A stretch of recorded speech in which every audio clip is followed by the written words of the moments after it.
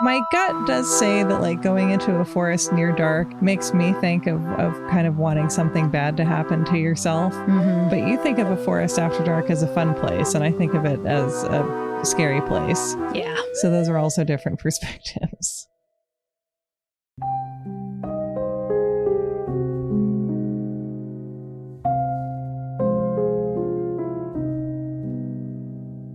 Through the halls of the eccentric Bennington College, a small liberal arts school in southwest Vermont, tales of a local curse have been passed around between classmates for 75 years.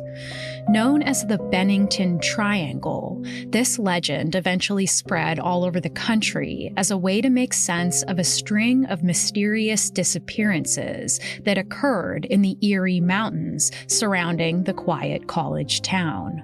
UFOs, forest monsters, strange structures in the woods, each of these paranormal menaces have been blamed for causing the Bennington Five to vanish without a trace in the 1940s and early 50s. I'm joined today by Sarah Marshall of You're Wrong About for the first in a two-part series about the Bennington Triangle. And for part one, I'll tell her the story of the most famous and confounding of these disappearances that would help inspire one of our favorite novels of all time, The Secret History by Donna Tartt, of which there are some tiny spoilers ahead.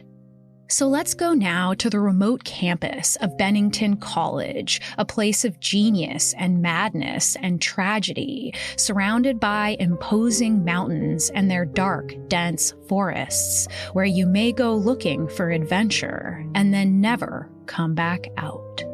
I'm your host, Chelsea Weber Smith, and this is American Hysteria. I am just over the moon for this one, you all. I am so excited that my dear friend, the literary icon, Sarah Marshall, is here for this very literary episode that also is much more true crime than we have done in a very long time. So that's what we got going on today. Sarah, thank you so much for being here. Literary true crime. Are you kidding me? Kelsey. Don't threaten me with a good time. I'm so happy to be here with you. So before we get into why I really wanted to do this episode with you, I just want to give just the briefest overview of what we're talking about today, all right? Yeah, lay it on me. So we're talking about an urban legend that has been passed around Bennington College in southwest Vermont for many, many decades now. It's the tale of 5 mysterious disappearances that happened in a 5-year time span from 1946 to 1950, all within a 6-mile radius. This has come to be known as the Bennington Triangle. Nothing good ever happens in triangles. It's apparently not, because they've become a symbol of strange disappearances, which is where this one, of course, got its name.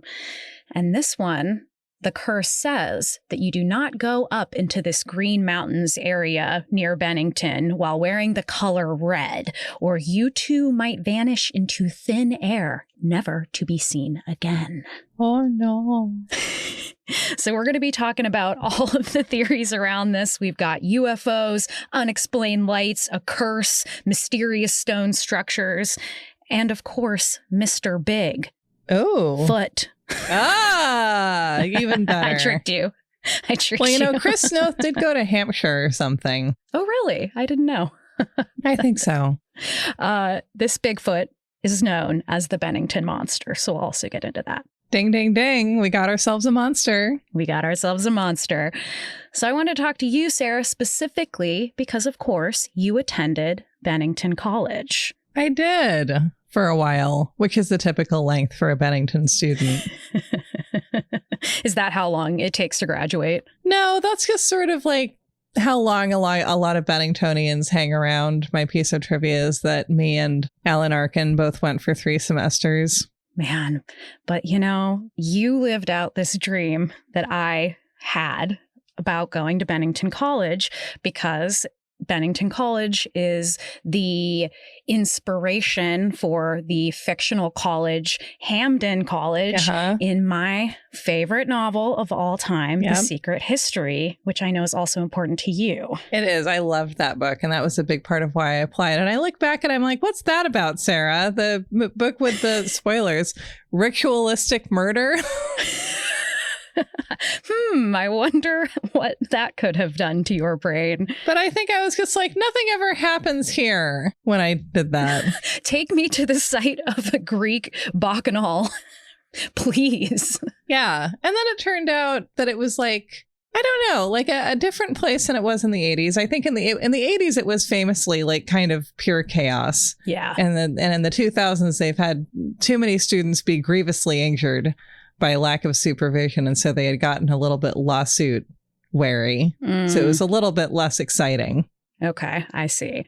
So The Secret History is also Miranda, our producer's favorite book. And we listened to the audiobook of it in the fall, like all night, and just listened to Donna Tartt's voice, which is such a strange, beautiful, there's no voice like it. And it's just so... Can you do an impression of it?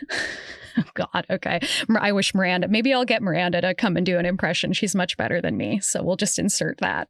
Okay. Right, coward. It's very like Plano, Texas. I don't know. I'm not good. Miranda will do it. Tsunami. Look, I'm proud of you for trying. Thank you. Okay. Hi, everybody. This is Miranda clocking in as Donna Tartt. I haven't tried to do this in a while. I'm going to see if I can do it from memory. God help me. Okay. Does such a thing as the fatal flaw, that showy dark crack running down the center of a life, exist outside of literature? I used to think it didn't. Now I think it does. And I think mine is this: a morbid longing for the picturesque at all costs. I have been listening to first lesbian of stage and screen Cherry Jones's audiobooks of the Little House books, and they're incredible. Wow. I have to say. Well, a good reader. And my impression of that is... You're scaring the children, Charles, said Ma. I like the intrigue. So could you kind of tell us about what Bennington College is like in terms of what it looks like, the natural area around it, the campus, what the people are like who matriculate there? What's the general vibe? Put us there. So when I was there, which was 20 years ago, which is, I guess, any moment in time is specific, but it was like hidden in the forest. It wasn't walkable to anywhere. And there weren't that many students that had cars, I think because parking was a bitch. And you were like 3.5, 4 hours by train or bus from New York and Boston, which meant that it was like just far enough away that you were like, eh. And there was a lot of joking at the time about it just sort of having inspired spooky pop culture because, of course, Bret Easton Ellis went there, who wrote American Psycho. And you have Donna Tartt writing upscale murder books. and and also historically Shirley Jackson, who, according to legend, was inspired to write The Lottery partly by the town of Bennington. And of course, broadly by this kind of like New England small town character that she was immersed in Vermont. But yeah, it was a school where I think the student body felt like, despite the fact that we were aware we were being supervised and people didn't want us to get in trouble, that we did sort of feel a bit adrift and like we didn't know what we were supposed to do with ourselves. And I think it was a place where I think that if you weren't intensely focused on your work, which a lot of people weren't, you got very bored and weird. Right. Or maybe I was just super bored and weird, but I think other people were. And also it's a very small student body. When I was there, it was like 700 and some odd people. Right. Yeah. So it's just like, you're kind of like, You're trapped like rats. It could be a really great thing for you. Or it could be terrible. I was one of the people it did not work out for. And I overestimated my ability to be like trapped in the forest. You know? I mean, I think so many people do. Yeah, classic case. And this was an interdisciplinary school. Is that right? What does that mean exactly? Like you create your own major? Or am I wrong about that? I can't even remember. Maybe. Okay, that's fine. That sounds that's familiar. fine. I know you only went for three quarters there. I think so, though, probably. Yeah. To some extent. I do have to tell you that I just had a memory just like jump up from my deep subconscious of being in video production class in high school, which was my favorite class. And me and my friends made the lottery into like a mini teen drama that took place at the high school and had all the different archetypes of people. That's really fun. It was, you know what? I'll never find it again. I will probably never find that VHS because, of course, that's what they live on. Yeah. But if I do, we'll digitize it. I'm going to send that to you. What did you do in this project? What were your contributions? I was the writer and director. It was my idea. You were the auteur. Okay. What was your vision? Did you execute it? Are you happy with it retrospectively? I mean, retrospectively speaking, huh? All I remember is that it ended because, of course, the lottery is a story that a person is sacrificed, I think, every year, every few years in this small town. Yep. I think every year as like a yearly ritual. You can see how it inspired Midsommar. Yeah, definitely. They have this very like no frills New England ritual to determine which of the townspeople is going to be stoned to death.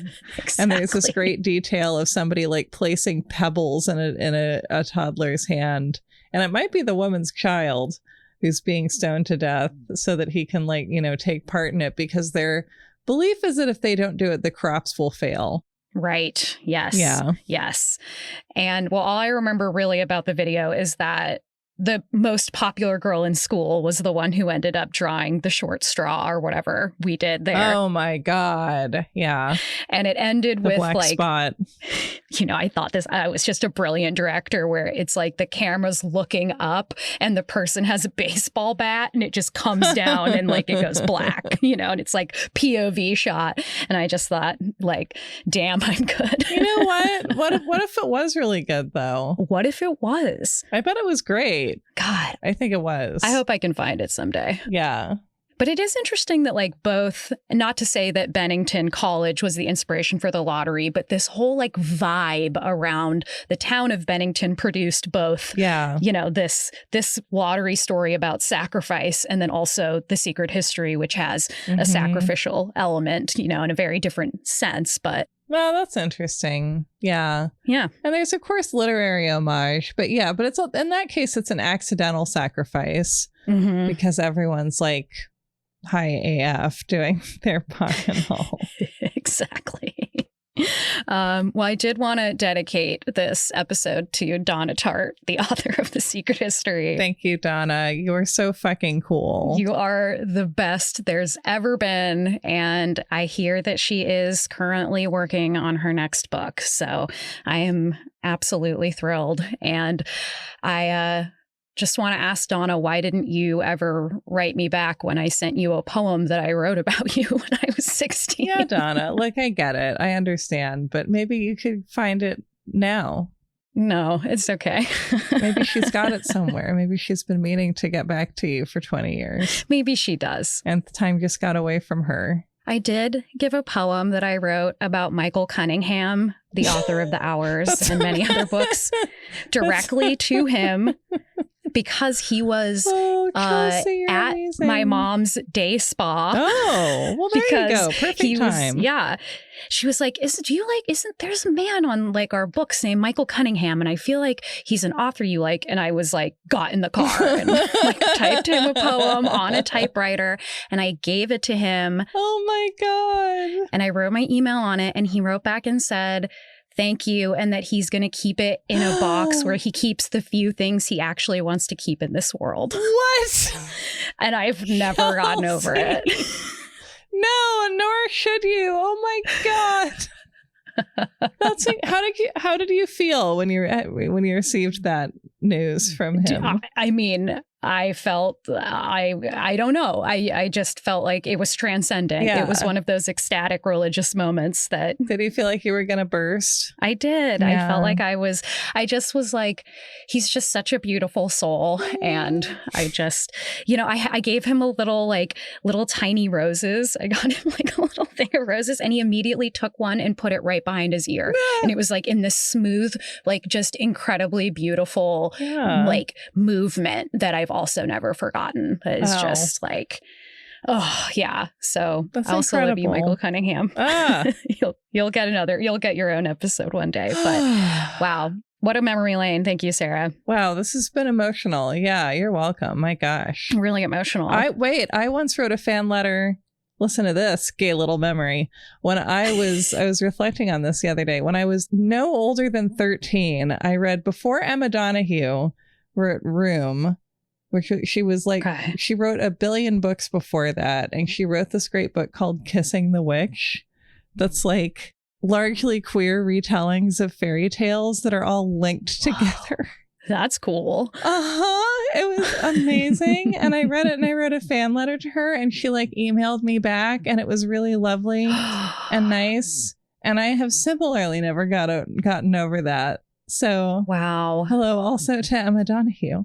And what a beautiful thing when people write you back. It's like, I know. I don't know. Which is it's really stressful special for me to talk about because I never write back to anybody because I've been overwhelmed and scared of email for years now. But I really want to, though. Hey, you're just like Donna Tartt.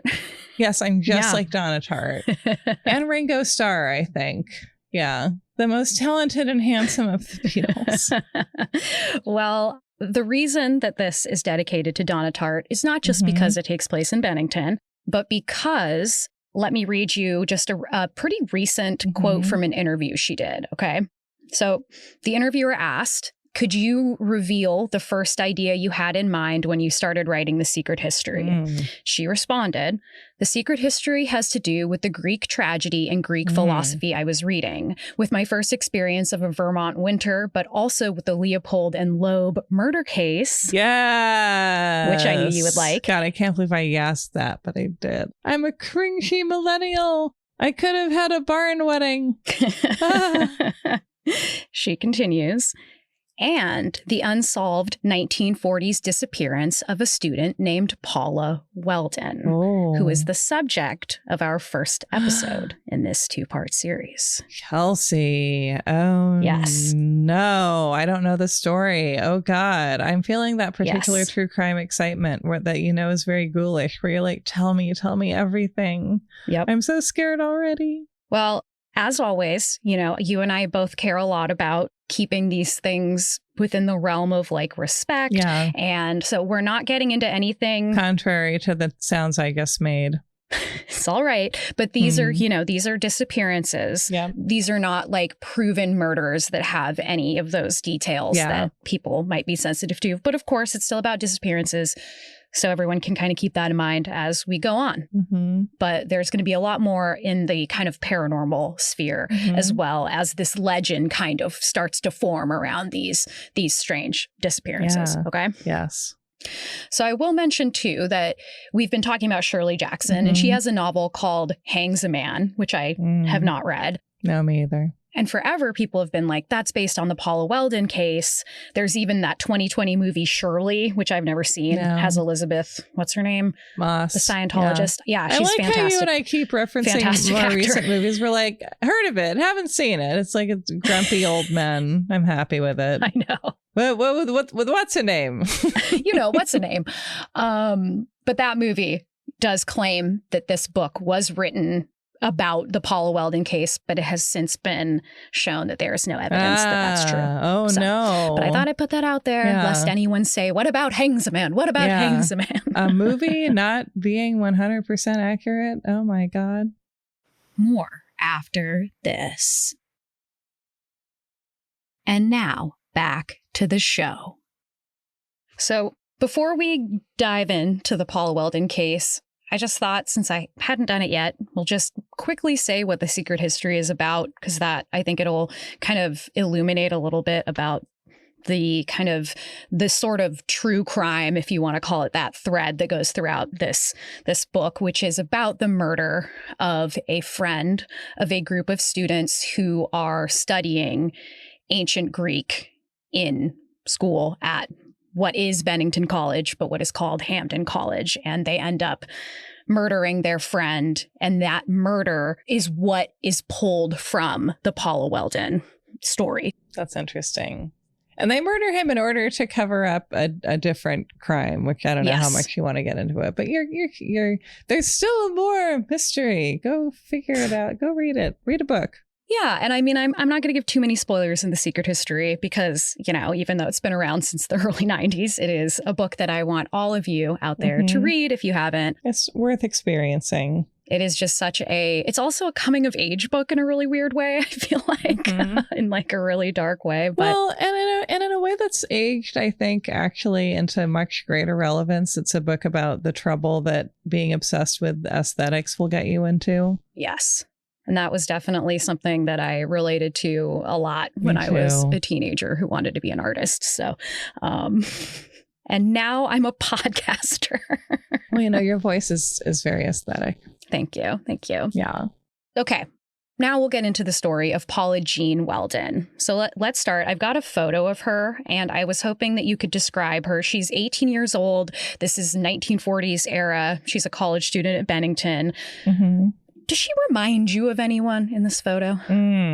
Well, actually, she reminds me of my grandma. Really? Yeah, who would have been about the same age, and I think had about the same hair and face. I mean, I think it's a popular look. I immediately went to Sylvia Plath. Yeah, well, I totally see that. And also Nancy Drew, who told Sylvia Plath this looked like generally. Yeah, definitely. I mean, she was described, of course, in all of the articles as being, you know, very pretty.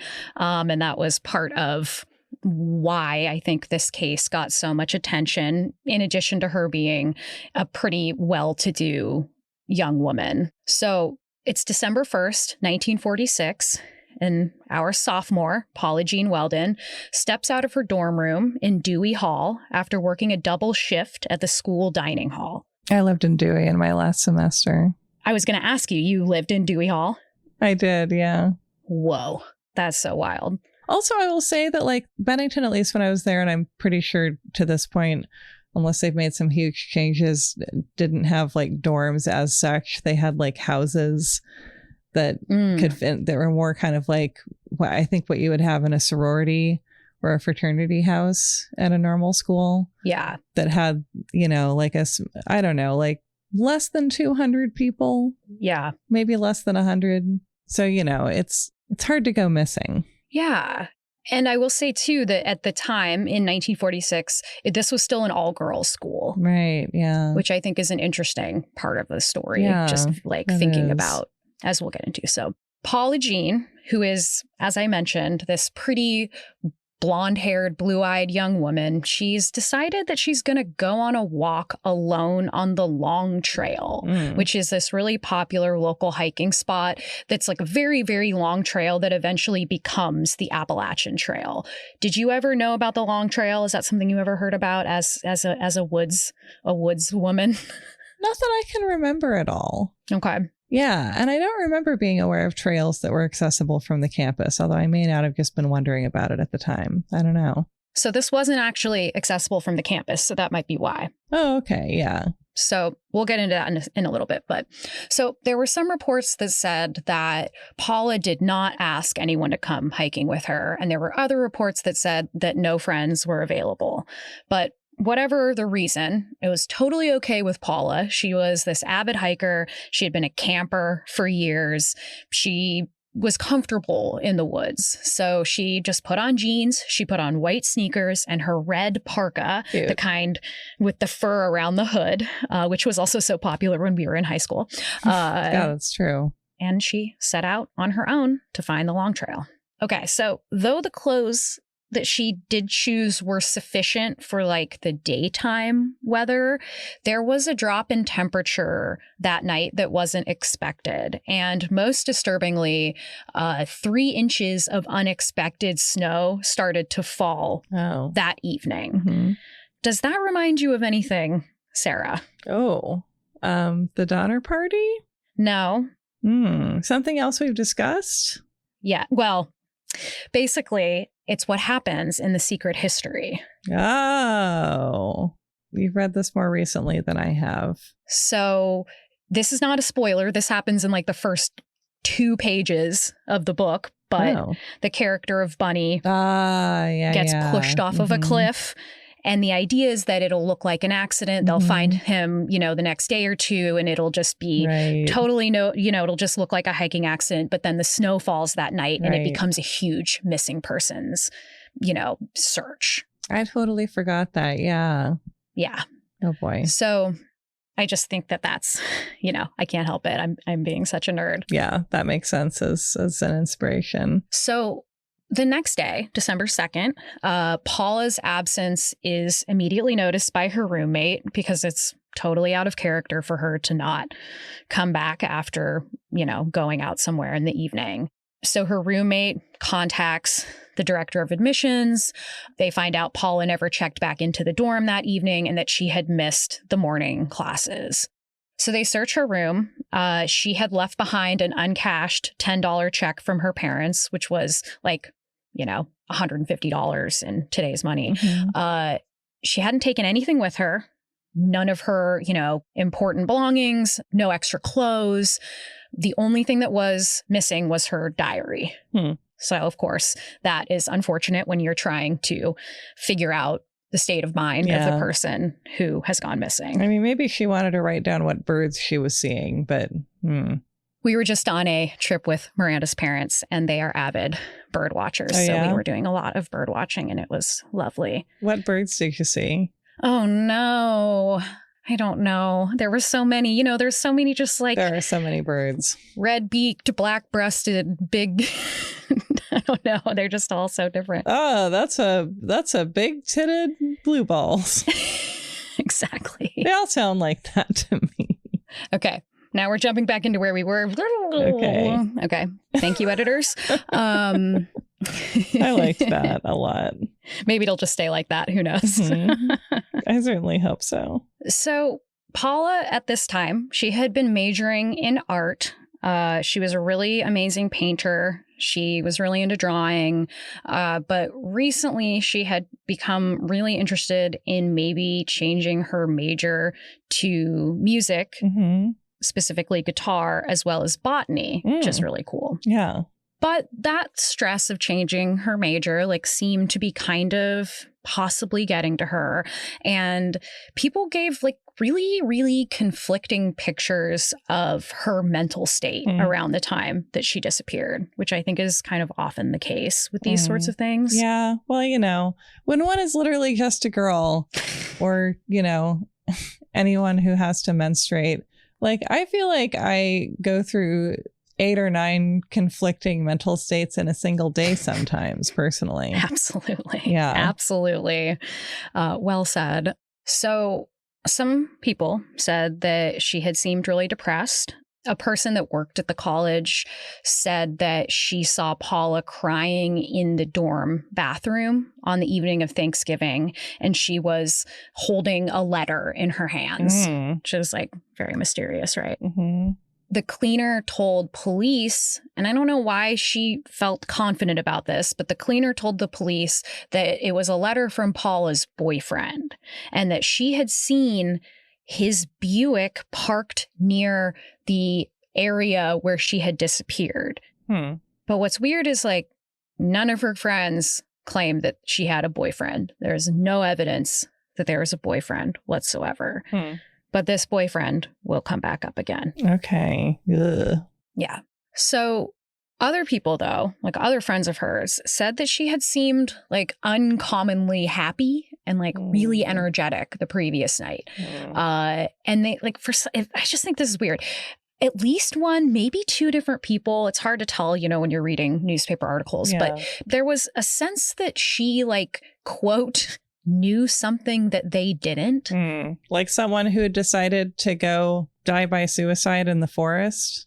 Maybe. That's definitely one of the theories in this case. Yeah. Under more questioning, friends said that she had been sleeping much of the day and staying up all night and acting strangely. I gotta say, this is all normal behavior for a Bennington student, in my experience. It doesn't. Yeah. Yep. I mean, and for an artist, that doesn't mean that they're thriving up there. Yeah. But too often it's just because of being an unsupervised 20-year-old. Yes, definitely. But I think, obviously being skilled in the arts often comes with a mercurial or like a stormy disposition. That's true. I feel like there needs to be sort of some mix of suffering and routine in the artist's way. And routine was the thing that I think that I really needed imposed at that age. And I can see the ways that the school was trying to impose it, but they were all scholastic, basically. Sure. They're like, you can be a functioning alcoholic, just do not miss class for the love of God. Yeah. Yeah. And I mean, and just being so isolated. Yeah. And there being no way to sort of mediate or moderate that world that you were in. Right. Yeah. Mm-hmm. It does seem like a place that would be ripe, not only for like these types of, I mean, not even disappearances, but these types of like strange occurrences and then kind of the legends that can form around them because you're in this, this place. This pretty insular community where oral folk tales do really still, I mean, maybe get a little bit less diluted with time. Yeah. Yeah. And I mean, it's where you live. It's like you're creating the reality around the area you're inhabiting and you're like playing a part in the mythos of the place. It's really, we all do it. Yeah. And you want to get creeped out by something because then you'll feel more a part of it all. Totally. Yeah. It's a bonding thing. Yeah, for sure. I mean, we know that myths and urban legends, all those things are about bonding. Legend tripping, baby. Yep, that's right. But yeah, I just want to like put a pin in kind of that description of her staying up all night, sleeping all day, acting strangely. We'll just put a pin in that. So her father, who is this like pretty prominent industrial engineer and architect, his name's William Archibald Weldon. He, of course, like charges into town as soon as he hears that she's missing, as any father should. And he just gets right to work, kind of bossing everybody around, trying to organize a like massive search and rescue effort.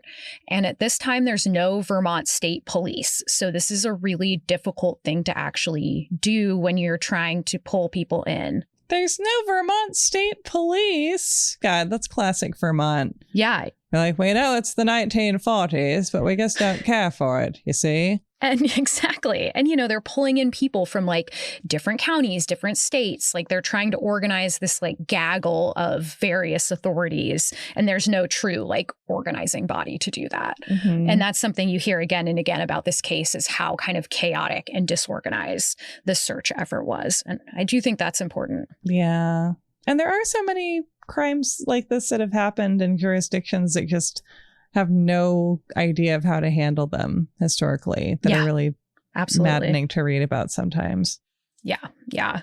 So immediately once news gets out that Paul is missing, they close Bennington College for the foreseeable, time. Whoa. And they get all of the students to participate in a search. So it's all of these, at the time, I'd say maybe 300 people are at Bennington, all girls, all young women, I should say. Such a small student body. It is. And I do feel like you don't necessarily, I feel like by the standards of today, want hundreds of people potentially stampeding over evidence. What do I know? Well, they're absolutely right. And it was so kind of like haphazard that the way that I think this is wild, the way that they were marking the areas that had been searched, keep in mind, there was a snow had fallen, right? About 3 inches of snow was on the ground the day they started searching. And the way that they were marking the areas that they had searched was sprinkling confetti on the ground as they walked. Not confetti. At least use Kool-Aid or something.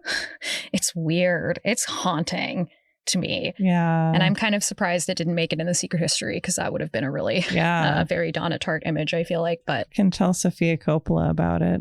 I don't think it was a big, like, I found this buried in one of the articles I read, right? It wasn't like they were talking about this all the time. So it was a minor detail that I found to be quite haunting. And also it's kind of like, I hope it was extremely brightly colored. Yeah. Because confetti also is going to get wet and blow away. It's just like, you guys. I know.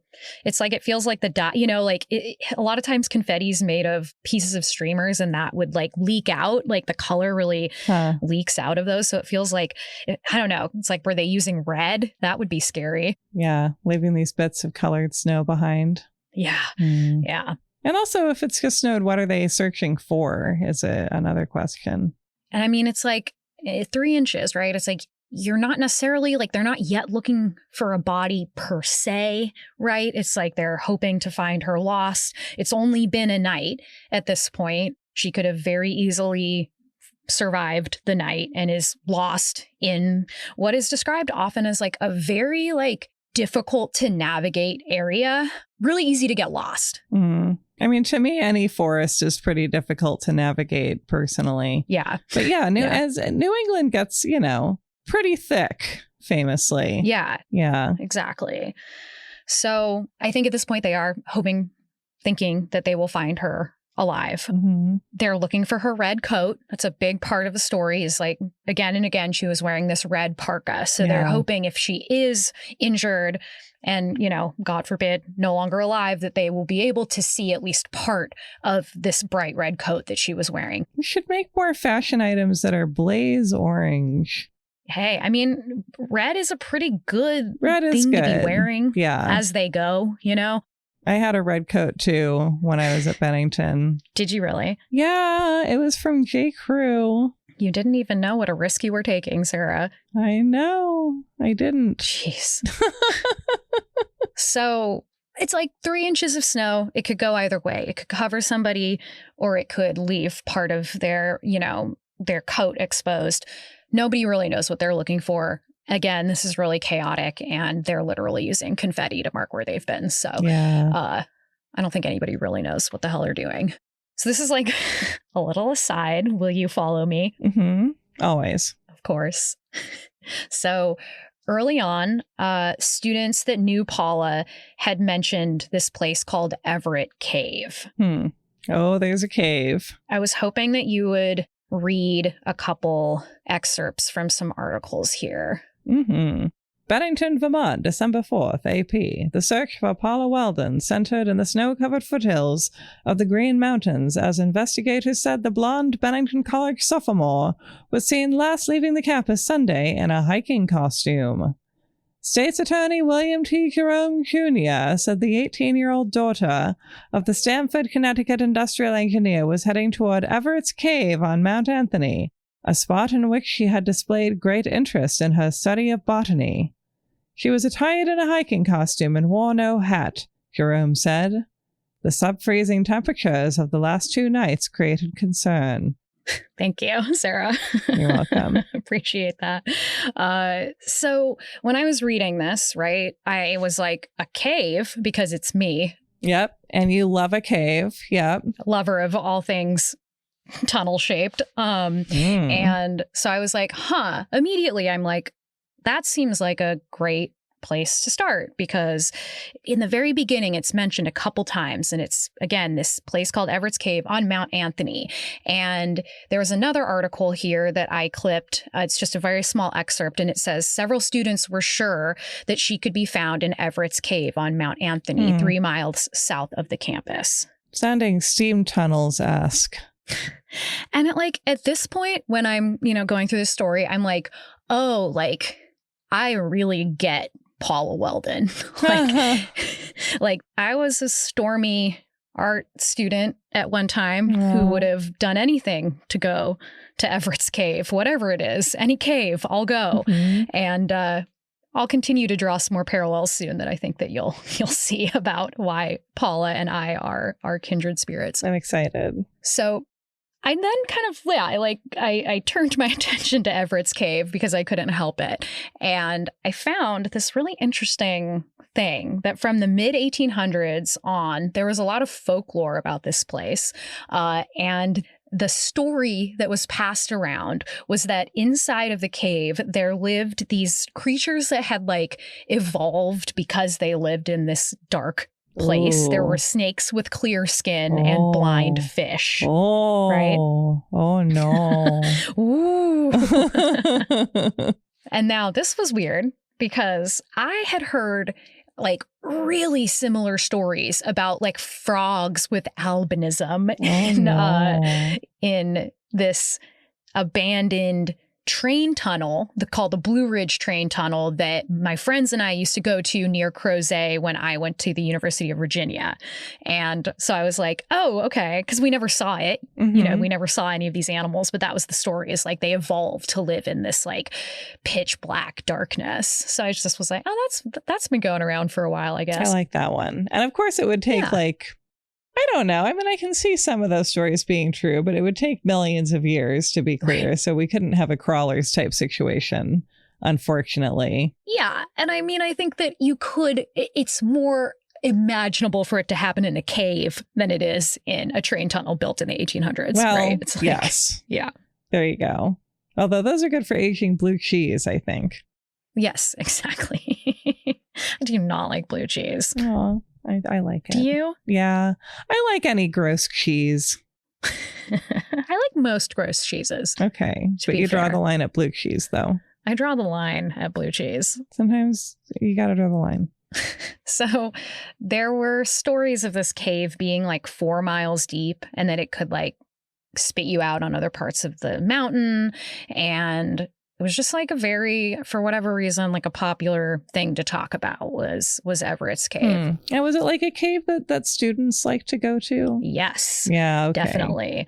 In fact, it was Paula's interest in botany that made her so interested in I imagine what was inside the cave. And so I think that she obviously was someone who had a taste for caves, adventure as well. So I think that this would have made sense for her to have heard stories about and, of course, heard about people going to it. But it had been debunked, these stories of it being that deep and the stories about the translucent animals was debunked about 10 years before in a single newspaper article by these cavers who went in and actually mapped the cave for the first time and wrote this, I'm a skeptic article about this. Yeah. But that doesn't mean that people heard it. But nobody cares when you write those articles. Yeah, exactly. Yeah, it's doesn't mean that was actually, I mean, as we know, Sarah, you can do a lot to try to combat a myth. And it takes a lot longer than 10 years usually for it to actually truly be debunked. Yeah, if that. So then, of course, I'm can't get off the cave. I cannot get off the cave idea that's what happened, is that she went into Everett's Cave. I mean, if you can find a way to integrate a cave into your theory, then, yeah. I couldn't help it. Again, this is a total aside, but as I was reading about Everett's Cave, I came across this thing, one little reference to this thing called the Pit of Misery. Okay. Love it. Love it. And the Pit of Misery was this deep cavern somewhat near Everett's Cave. Basically, this just deep chasm in the earth that cattle and sheep would fall into, and people that explored it often almost fell into it, because it was almost like a well that, Baby Jessica, you could have just fallen into the well. I did hear that Baby Jessica just got arrested. Did you hear this? I heard that too. Yeah. We'll withhold judgment. We don't know what's going on. Yeah, but I will say that I saw a TikTok comment last night of someone being wait, the Baby Jessica that fell in a well? And I was like, no, the other Baby Jessica. The other Baby Jessica. Who became famous on that scale. I mean, I didn't say that, but I thought it. And it was fun for me to think it. Yeah. And it's better to think your comments. It's how many famous Baby Jessicas can you expect there to be for a generation? Her legal name is just Baby Jessica. Oh my God. Yeah. I hope everything works out for everybody. But me too. Yeah. Me too. More after this.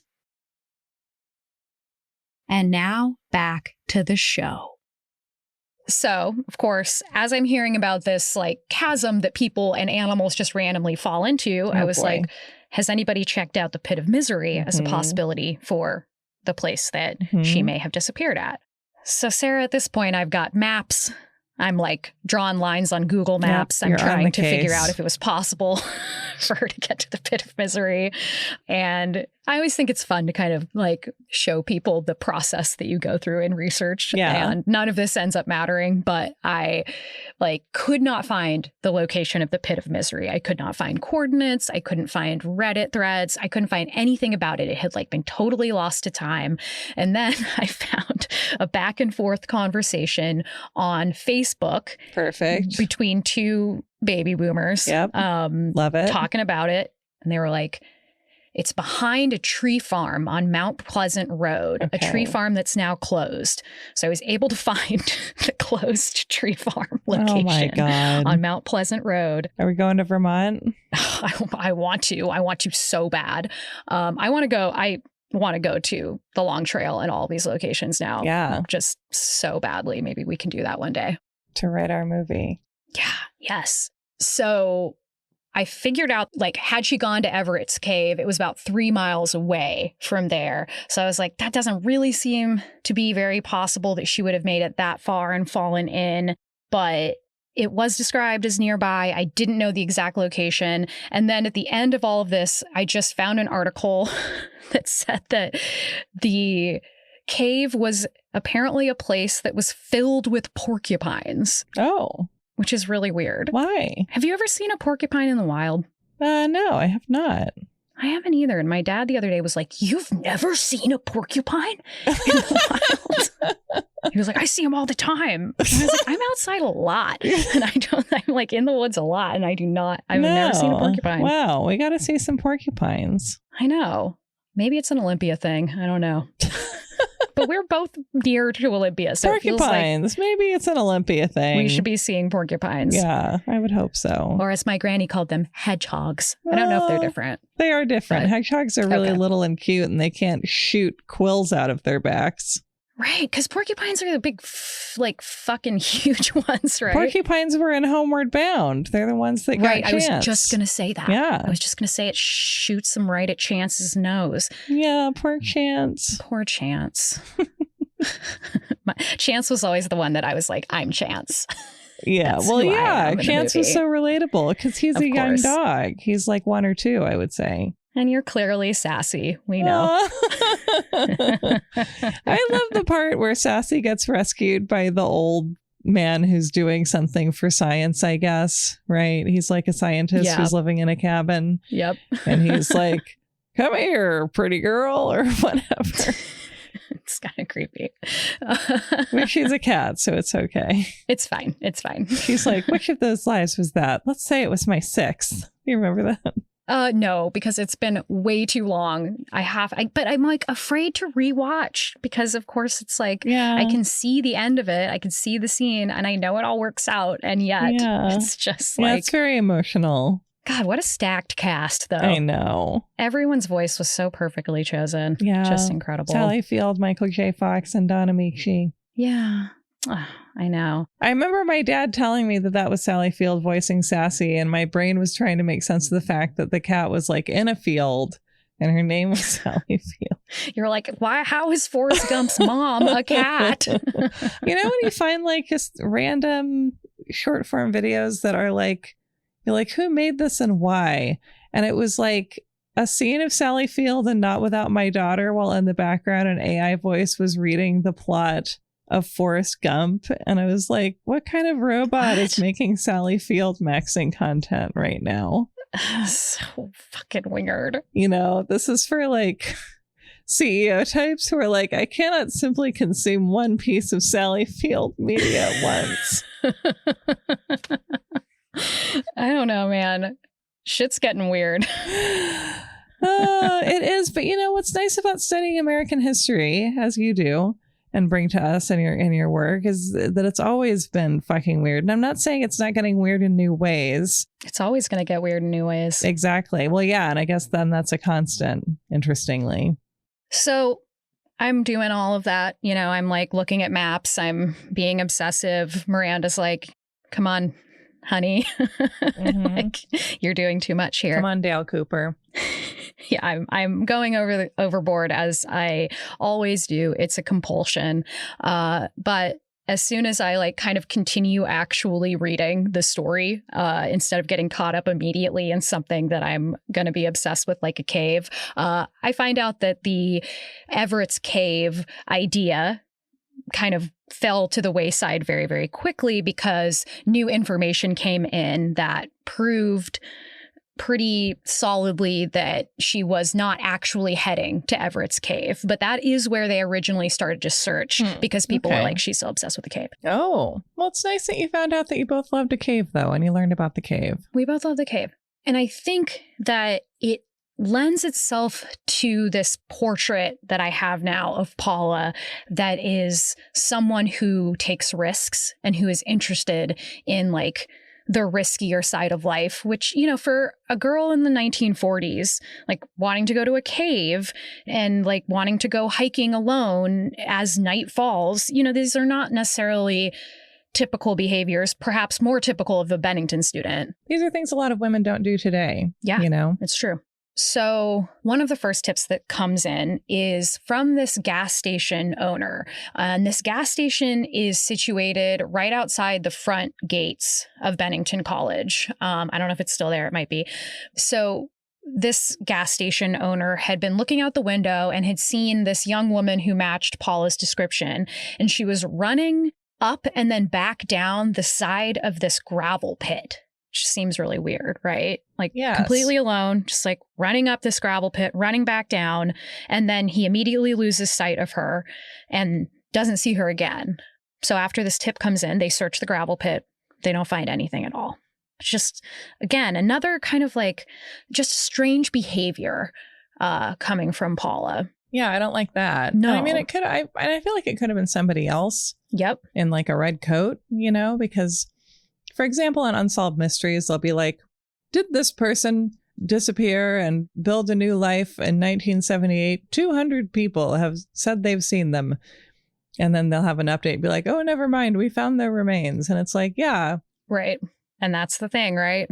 Because people who in the aftermath of a crime or a disappearance are like, oh, yeah, I saw them. It's like often they want to be helpful, but a lot of people look like other people, sometimes to an amazing degree, or just like from a distance, you know, you're looking for a fairly non-specific set of attributes, maybe. Definitely. Yeah. And I mean, we know eyewitness testimony is incredibly unreliable. Yeah. And yet we don't act like it is. Yeah. And not that it can't be, but just that it's like, you know, there are so many things that can compromise it, especially in terms of the way questioning is handled. Yes, definitely. Definitely. So, I mean, you know, the thing about that tip is it did match her description. It did match the time. So it felt like, you know, it was a good first lead. But then they got a lead that kind of set the course of the investigation in a totally different direction. So this man named Lewis Knapp, he calls and tells the police that he picked up a hitchhiker matching Paula's description along the nearby Route 67A. She told Mr. Knapp, Paula told Mr. Knapp, that she was trying to get to the Long Trail, and he drove her from near campus to the town of Woodford, which is like one town over, really close, and then dropped her along Route 9, which was about 2.5 miles from the trailhead, according to what Lewis Knapp told police. So we have a hitchhiker. This is also like you have to be thinking about how much daylight you have when you're going hiking someplace that's like this far away from where you're going to be sleeping that night, you know? Yeah. We're now around 3:30 p.m. Okay, come on, girl. Don't do that. Which is wild. Right. Yeah. And like you're only trying to find the trail now at this point at 3:30. Yeah. And if it's winter, she should be out there at like 10 a.m. I feel like. Not that I'm an expert, but that's what I would do. But that would make more sense. That might be foolhardy as well. But I mean, you know, it depends on what she's trying to do. But I guess in terms of like, also like hitchhiking and like pretty rural New England, you know, when like you're by definition not wearing reflective gear because it hasn't been invented yet, you know. Yeah. The dark is in charge. Yes. And this is again, like, risky behavior that I participated in a lot, as many of our listeners know. You know, I saw this and I just was like, I feel very much like this girl in terms of my own kind of like past risk-taking behavior. And, you know, I would hike in the dark. I would just do all of these things. And so I feel like I could see myself running up and down a gravel pit, you know, it's like, just because I'm just quirky like that. I can see you doing that too. Did you have a headlamp when you were hiking in the dark? No. Headlamps are nice. I wasn't necessarily hiking. It was like there were woods around college, you know. Right, it was like, I'm not going to really get lost. I'm on a trail. You're checking out the woods. But I had that sense of like, I don't know. I just had a very I'm invincible vibe for a long time. Yeah. And I think that that's pretty normal when you're young. And like also the belief that wishful thinking can like, you know, save you in the end. Oh, yeah. I mean, as somebody that hitchhiked the country, like a lot of times, you know, there is a wishful thinking. There is sort of this halo of protection that you have. And I think that people who grew up with like some degree of privilege have as well, where you're like, I have, you know, I'm going to be safe. I'm going to be safe somehow. So yeah, I've just always like, I just really, as I was going, related to her, and also her, I love that. Whatever state she's in is like a state I feel like I've been in with my own brain and my way of existing in the world. So yeah. I just thought it was pretty interesting. So after this, the police also interview Lewis Knapp's daughter. So she said that after his dad dropped off this, you know, random hitchhiker, she ran outside because she wanted to catch a glimpse of this young woman, because she was like, a young woman's hitchhiking. That's so strange. So she ran out, and she said that the road outside of her house was flat and really straight, and that you could see someone walking for like a very long period of time into the distance. Like you would be able to see her based on when she was dropped off and when the girl ran outside. But she said she saw like absolutely no trace of her. And so either, if we're believing this tip, which again, this is just a tip, the idea would be that she was perhaps abducted, or she entered the woods at a point that was not the trailhead. So those are kind of the two things that could have happened in that moment. And again, we just don't know. We know, or at least police really trusted the narrative that she hitchhiked to this area because there were other, you know, eyewitnesses that saw her and put her in the same area as well. So we don't know, but that was like the next tip that came in. At this point, this is obviously front page news in Vermont, and it would remain on the front pages of many newspapers for 2 straight weeks as this continued to unfold. One night, very soon after she had disappeared, maybe a couple days after, a night watchman who worked at the Bennington Banner, which is the newspaper for Bennington that a lot of this information that I found was in from this time period. So he heard a news report about Paula's disappearance on the radio while he's like sweeping up at the Bennington Banner. And he remembers that he had seen a woman matching that exact description the day that she vanished a couple days before. He said he'd been coming back from his camp. He was with 3 other hikers, and she, or at least a young woman that looked like her description, approached them in the Woodford area, like outside the Long Trail, and asked for directions to the Long Trail, and then also asked how far it went. And he told her that it went all the way to Canada. It's a very long trail. As I mentioned, it becomes the Appalachian Trail at one point as well. So it's like a very, very, very long trail. And once you get on it, you can go a really, really long distance. He noticed that she wasn't properly dressed for the cold and it was getting dark. And he was like, you need to be careful. Kind of like, what are you doing?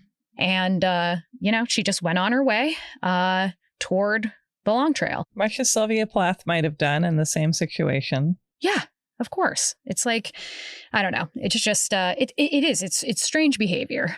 So he remembers her red coat. He sets the time around 4 p.m. and that fit really perfectly. 4 p.m. is actually the scariest hour of the day in like winter. 4 p.m. I agree. It's the witching hour. It's the waking witching hour. It is. Yeah. Waking witching. So he sets the sighting around 4 p.m. This matches with the hitchhiking timeline. So at this point, they've established the last known whereabouts of Paula Weldon. Oh, man. So he said that she had continued north on Harbor Road. And Harbor Road, this was really confusing to me when I was trying to like map where she had last been seen and where, the caves were and all those different things, where I was trying to, pin them all on a map so I could look at them. But the Long Trail runs parallel to Long Trail Road, which is also a trail, and it's about a mile away. And they actually come together several miles up and become the Long Trail. But it is like a confusing thing. Like if you're like, which way's the Long Trail? You could easily get confused of which place you're actually trying to get to. Especially if it's getting dark. And it's like, turn around. You got to go back. Yeah. I mean, it doesn't make sense. This is not normal behavior at all. So the next day, this would have been 3 days after she was last seen, 2 new witnesses come forward and say that they had seen Paula cross this small bridge near the Long Trail the day that she disappeared. So now that's 3 eyewitnesses that put her in Woodford, in addition to the 2 men that had been with the hiker that saw her. So this is a lot of people that are all in agreement of where she was at the time. So the search is now focused exclusively in this area. There are planes, there are helicopters. It's still chaotic. Paula's dad is still trying to control this chaos and locate her, hopefully from above, looking for a red jacket. Man. So the following day, December 5th, the police were contacted by a woman working in a restaurant in Fall River, Massachusetts. And that's 180 miles from Woodford, where she was last seen. It's a 3-hour drive. She said she had seen a young woman matching Paula's description with a drunk, belligerent man who seemed to be in like his late 20s. According to this waitress, the woman had called her over after the man had stepped away from the table, and she'd whispered, "How far is it to Bennington, Vermont? All my money's gone. Can you tell me where I am? I don't know what to do." Oh, no. Which is very scary. Yeah. The woman said she seemed like she was in a daze, but said that she didn't seem to be drunk. That is a very expository thing to say, I am going to point out, but Yeah, it's not sounding totally believable to me. Yeah. It's a little picture perfect, you know what I mean? Yeah, exactly. So she didn't seem to be intoxicated, the woman said, but at the point in which she was speaking, the man kind of came back toward the table and Paula suddenly shut up. They got up and they left, and that was all that the woman had to say about what she saw. So obviously that's disturbing. Was this kind of a media craze at the time? Oh, yeah. Big time. Okay. Because that's the thing is like you said, you have to think about the possibility of someone getting their 15 minutes. Yeah. By being like, I saw her with a scary man. Exactly. And I mean, again, it is this story that feels not necessarily cliche, but so like true crime, capital T, capital C, that it just feels very much like it could be made up. Mm-hmm. Or it could have been someone completely different. That too. There's a lot of women in trouble with scary men in New England. It's very true. So around this time, people started to look at her father as a possible suspect. And this happened largely because once this tip came in, he kind of like vanished for 36 hours with no communication to anyone in charge or anyone that was part of the search to follow this particular lead in Fall River. Yeah. Classic dad behavior. It is, isn't it? It's like, just tell someone where you are. I'm going to find the son of a bitch. Exactly. And that's kind of, I mean, I think it was probably more that than it was anything nefarious on the part of the father. But again, we don't know. Right.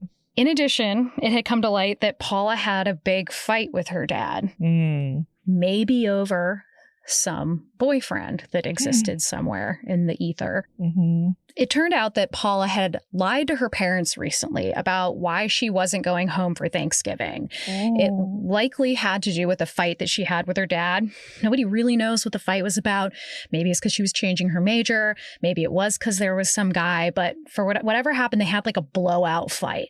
And she told them she couldn't come home because she had like a class she couldn't miss. But that was not true. So we know there was family conflict happening at the same time. There's tension. Mr. Weldon, her father, also had like a big thing for using a psychic. He was using a psychic throughout this. All right. Yeah.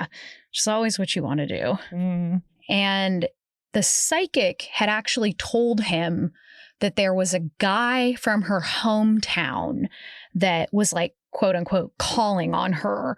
I mean, if there's a psychic, there's very good odds of that being true, you know? It's one of those things where you're like, there's a boy involved. And you're like, okay, Yeah. well, it's a pretty good shot. On a day ending in a Y. I'm getting a Mark Carlsandro. Elizabeth Lina. It's Lina. I know her. Oh my God, you're incredible. I am incredible. Yes. But still, even with all this boy talk, no such boy ever materialized. They found no evidence that there was any boy involved in any of this.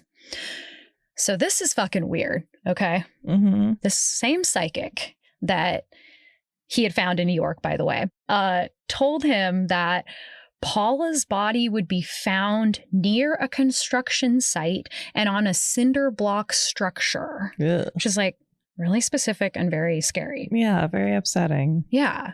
And so Mr. Weldon tells this to a reporter, and the reporter goes like, I know where that might be. Like, I know exactly the place. And together they go, and the journalist, the reporter, takes him to this place, and they find this cinder block-esque structure, and they find a red parka hidden under a sheet of ice. What? Where? Yes. Like exactly where the psychic said, like on this cinder block structure across from a construction site that was like within a few miles of Bennington. Yeah. Okay. More after this. And now back to the show. Of course, the men are like, oh my God. And they're like kicking at the ice. They're trying to rip the jacket out. And they finally did. And all Mr. Weldon says is, this isn't Paula's. The parka she wore was made of gabardine. So it's like, did the psychic put that there? God, I have no idea. There's because it's so weird. She was picking up the vibes from another parka. I guess, yeah, the parka's just vibrating in the unified field. But no, it's just really a very, very strange part of this story. That's so, God. Yeah, but he just immediately is like, it's not hers. Yeah. Where did all the gabardine go, you know? I know. Where has all the gabardine gone? Ooh. Thank you. So Paula's dad then was like, it's time to offer a reward. He offers $5,000 for any tip that leads to her being found alive and $2,000 for any tip that leads to her being found deceased, which feels really weird to me. Is that normal? A sliding scale like that? I don't know. I haven't heard of that before, but it's good to create an incentive, I suppose. Yeah, it does. Yeah. I don't know. It's weird. So for 2 weeks, this continues. They're searching by foot. They're searching by air. They find absolutely nothing, like no shred of evidence. Paula had totally and completely vanished, and up until this point would never be seen again. There is no body. There is no parka. There are no footprints. There's just absolutely nothing. So 10 years later, she would be declared legally dead, and the case would basically end. But to this day, people are still trying to solve it. So there is one theory that I think I subscribe to, okay? Mm-hmm. Yeah, tell me. One investigator came up with a theory that it just made all of the confusing things sort of fall into place a little bit. When Lewis Knapp had dropped Paula off when she was looking for the Long Trail, as I mentioned before, there was that other trail that was called the Long Trail Road, and they were close together. It's an easy mistake to make. I couldn't understand which was the real Long Trail looking at the map. And it was very, very confusing. So if she did indeed make the mistake of going to Long Trail Road, they actually didn't search Long Trail Road because the snow there was, for whatever reason, like it made it far more difficult to search that area. So there was like a big dearth of activity happening on Long Trail Road. So I think it's pretty possible that they didn't find her because she went that direction and went up that trail, and they just couldn't find her because they weren't looking there. And then by the time the snow melted in the spring, it would have been very easy for her body to have been picked apart by animals, scattered, and just, you know, it's not that hard to vanish in the woods. I think that we act like it's a lot harder to actually get lost and disappear in the woods completely than it really is. Yeah. No, yeah, it's very easy. And also easy for there to be very little left of your body that can be identified, which is also a humbling thing to absorb, maybe. Yeah, definitely.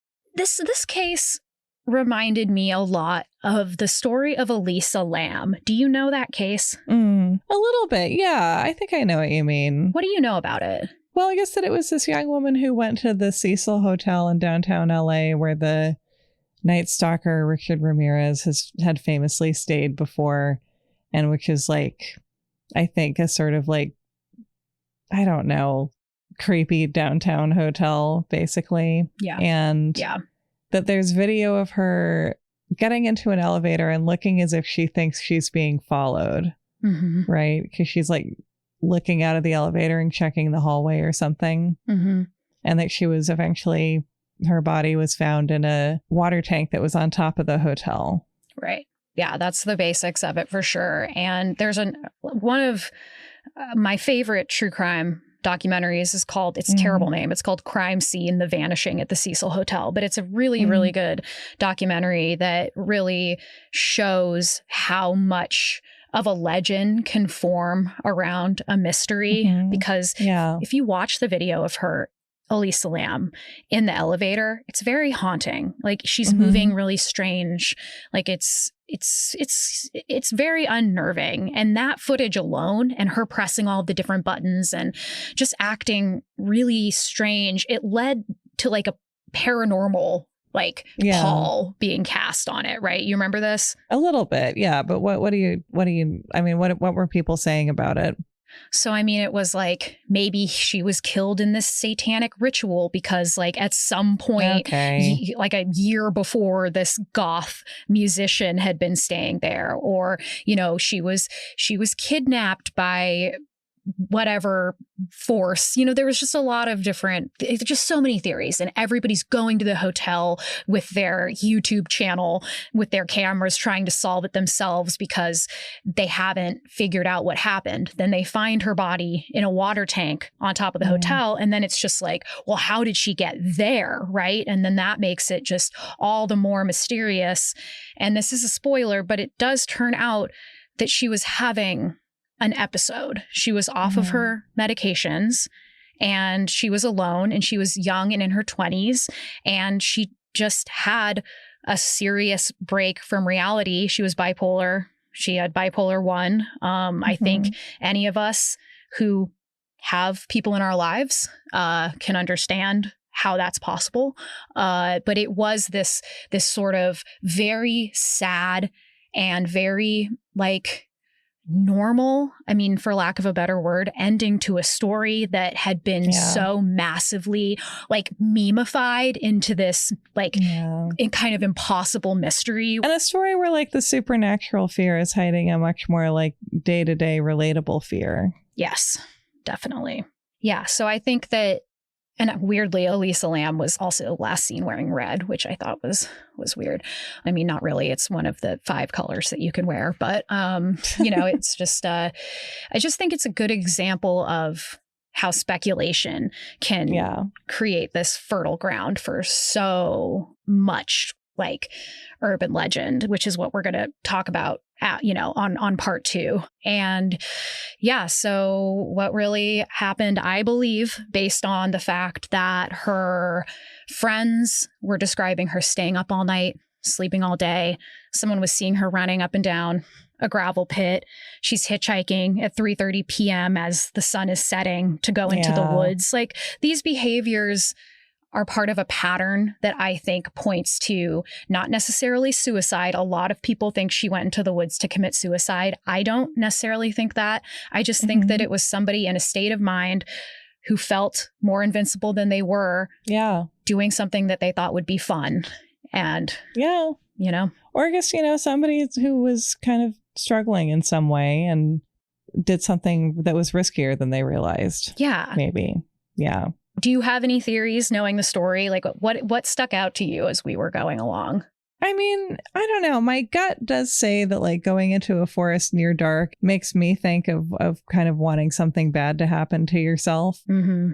But you think of a forest after dark as a fun place, and I think of it as a scary place. Yeah. So those are also different perspectives. Yeah.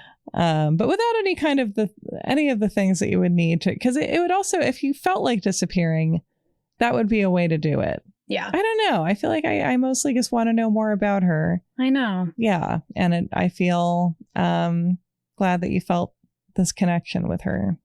Yeah. I think that again, we're not going to know. I don't think we'll ever know. I don't think that there's going to be some magical confession one day. I don't think there's going to be any answer to the mystery of what happened to Paula Weldon. But I think it's a horrible tragedy, because I think that from everything that I know about her, she seemed like she was going to be like an incredible artist and an incredible musician and a botanist and all of the things that it was hard to be as a woman in the 1940s. And I think she was brave and she was passionate and she wanted big things out of her life. And I admire her a lot and I relate to her. And I just think, we didn't understand mental illness very well in the 1940s.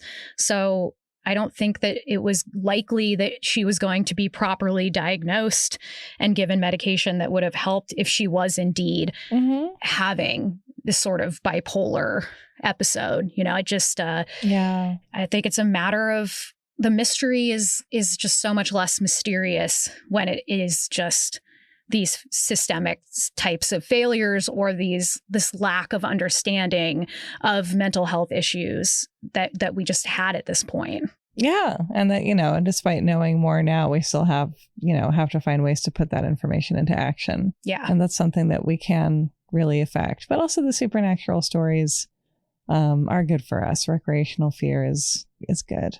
Yeah, I think so.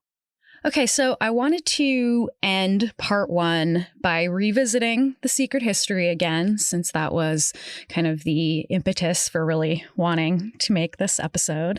Are you down to jump back in real quick, Sarah? Of course I am, yeah. So, as I mentioned, this disappearance of Paula Weldon was a big, important part of the inspiration for the secret history. And you can kind of tell where that comes from in several parts of the preface. So I thought, because I'm a big dork and because we love this book and because I want everyone to read this book, I would read to you the preface. Mm-hmm. Okay. Please do. So in here, you will catch some of the themes we talked about, like the snow falling and making a body disappear.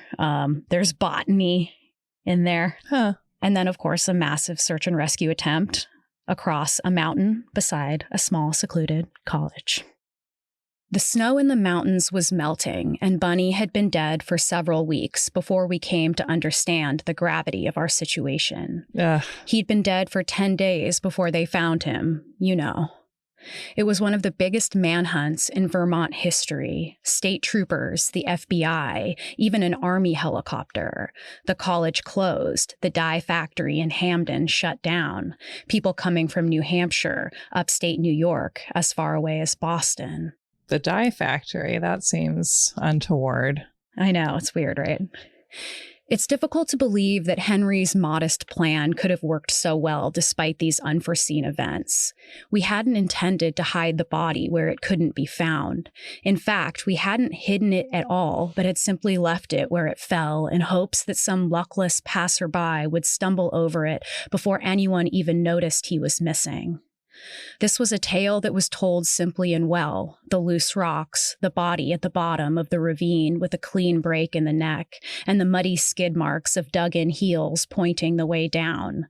A hiking accident, no more, no less. And it might have been left at that, at quiet tears and a small funeral, had it not been for the snow that fell that night. It covered him without a trace. And 10 days later, when the thaw finally came, the state troopers and the FBI and the searchers from the town all saw that they had been walking back and forth over his body until the snow above it was packed down like ice. Man. It's difficult to believe that such an uproar took place over an act for which I was partially responsible. Even more difficult to believe I could have walked through it. The cameras, the uniforms, the black crowds sprinkled over Mount Cataract like ants in a sugar bowl, without incurring a blink of suspicion. But walking through it all was one thing. Walking away, unfortunately, has proved to be quite another. And though once I thought I had left that ravine forever on an April afternoon long ago, now I am not so sure. Now the searchers have departed, and life has grown quiet around me. I've come to realize that while for years I might have imagined myself to be somewhere else, in reality I have been there all the time, up at the top by the muddy wheel ruts in the new grass, where the sky is dark over the shivering apple blossoms, and the first chill of the snow that will fall that night is already in the air. "What are you doing up here?" said Bunny, surprised, when he found the four of us waiting for him. "Why, looking for new ferns," said Henry. And it goes on a little bit longer, but I'll just leave it at that. Yeah. It's like it's a fine fucking wine, wouldn't you say? Yeah. Oof. It's just fantastic. It's just fantastic. I think about the line, "Why looking for new ferns," so often. It's so sinister. Yeah. It's just, it's so good. But I just think it's fun. You can really hear the Leopold and Loeb of it all. You can. And that we should someday do a companion to just pick apart each and every true crime story related to the secret history. But yeah, I just kind of wanted to end on looking at how just those little details found their way into the story. And of course, if you read the book, you'll find those little details coming through too. So yeah. And please do. Good writing is a pleasure, and you deserve that. Yeah, it is. And there's just no writer like Donna Tartt, in my opinion. So We'll come back next week, y'all, for part 2, where we're going to dig into all of the other disappearances. Not in so much detail, but we'll take a look at the 4 other disappearances that make up this Bennington Triangle mystery, and then all of the kind of paranormal aspects that have woven themselves in throughout the years. So thanks again, Sarah. This was a real pleasure. Thank you. I loved this. Thanks for having me.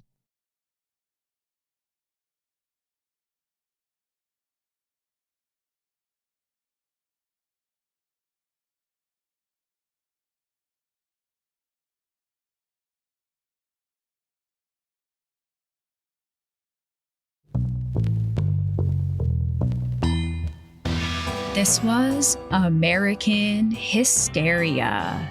Make sure you join us next week for part 2 of the Bennington Triangle. And make sure you listen to Sarah's podcast, You're Wrong About, wherever you get your podcasts.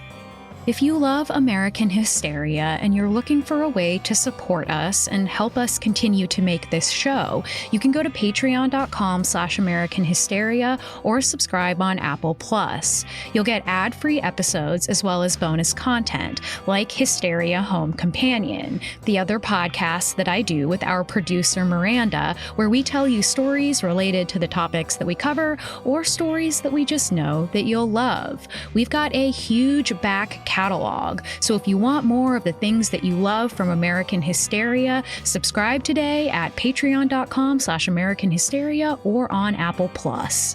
If you go to AmericanHysteria.com, you can leave us a message on the Urban Legends hotline about a tale that you remember from growing up or one you've heard recently, and we might do an entire investigation about it.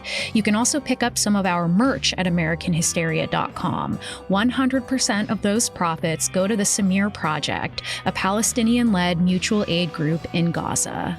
You can also follow us on Instagram at American Hysteria Podcast. And if you're feeling generous, please leave us a 5-star review on whatever app you're using. It's really easy. You could do it right now, and it really helps the show out. American Hysteria's producer and editor is Miranda Zickler. Our associate producer is Riley Swadelia Smith. This episode has additional editing by Kaylee Jasperson, and I'm your host, Chelsea Weber Smith. Thanks, as always, for listening, and I hope you have a great